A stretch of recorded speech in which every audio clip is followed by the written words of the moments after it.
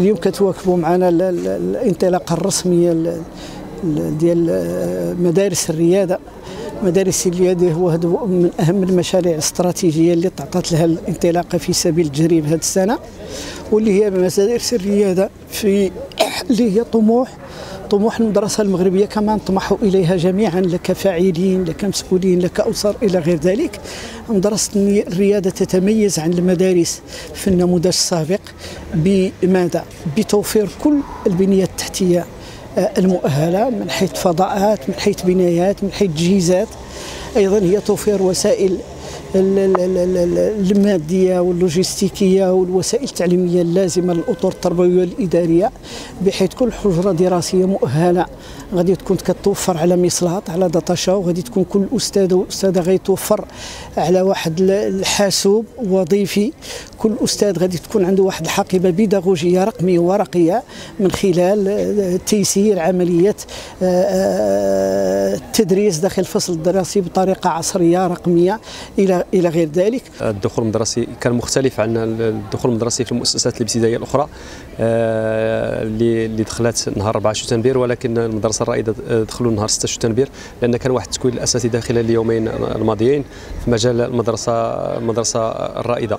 إذا الدخول المدرسي اللي كان ديال التلاميذ وديال التلميذات وكذلك ديال الأطر التربوية، الحمد لله كان عندنا في المؤسسة واحد العدد ديال التلاميذ اللي هو 640 تلميذ اللي إن شاء الله غادي تقسم على 20 أستاذ وأستاذ الأقسام، يعني غتكون عندنا 20 فوج وأقسام اللي هي غتكون نموذجية، لأن مدرسة كان فيها واحد التأهيل شامل. التلاميذ قبل بداية الموسم الدراسي غادي يكون عندهم روائز باش نعرفوا المستوى ديالهم، وكذلك هذه الروائز داخلين في إطار المجهودات الرامية من أجل تجويد العمل في المدرسة الرائدة، اللي تنتمناو إن شاء الله باش تحقق الأهداف ديالها المنشودة لها من طرف وزارة التربية الوطنية والتعليم الأولي والرياضة. وإن شاء الله تنتمناو باش المؤسسة ديالنا تكون إن شاء الله رائدة، ماشي غير على الصعيد المدير الإقليمي، ولكن تكون رائدة على الصعيد الجهوي ولما لا على الصعيد الوطني إن شاء الله.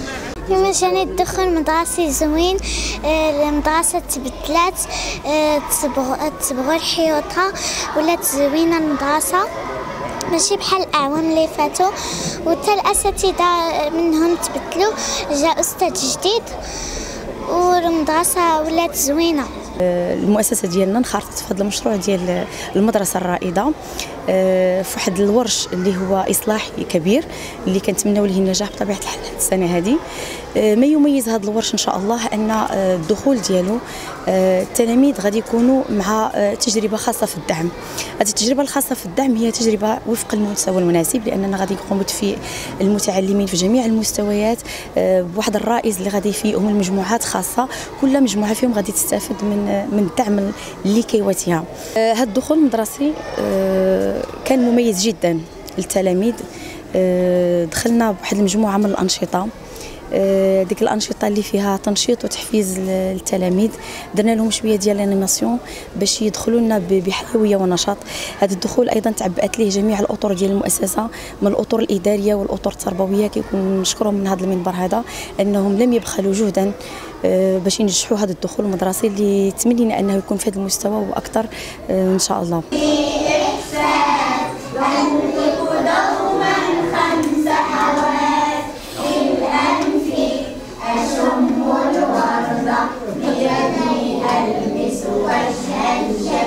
كما شفتوا معنا جميع الآباء فرحانين بالحلول الجديدة ديال المؤسسة، لأن تعد التأهيل ديالها من جميع الحجرات الدراسية ولا ساحات المؤسسة، وكذلك حتى التجهيزات الديداكتيكية اللي جات جديدة للأطفال داخل الأقسام وكذلك في التعليم الأولي، باش نشوفوا مؤسسات وأطر إدارية وتربوية ينخرطون في مؤسسة الريادة. هذا شيء احنا كآبائنا يثلج صدورنا.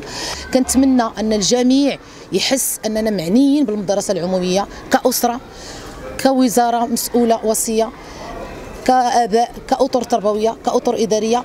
كجماعه كمنتخبين كفاعلين اقتصاديين كفاعلين اجتماعيين. المدرسه العموميه هي واحد الوالد ديالنا جميعا اللي منذ سنوات وهو كاين منذ سنوات، وخصنا نحافظوا عليه وخصنا نطوروه وخصنا نجودوا فيه الا بغينا مستقبل جيد للابناء ديالنا والاحفاد ديالنا من بعدنا ومن بعد الجيل اللي غادي يجي. المدرسه العموميه هي المهد ديال الاقتصاد ديال البلاد، هي المهد ديال الحضاره ديال هذه البلاد، هي المهد ديال الثقافه ديال هذه البلاد، هي المهد اللي غادي يخرج لينا الجيل اللي غيعيش في الشارع ديال هذه البلاد. ولهذا المدرسه الاولى المدرسه الاولى ما غنقولش فيها الثانيه ولا الثالثه، المدرسه العموميه هي مهد كل شيء في المغرب، وكنتمناو لها المزيد من التألق.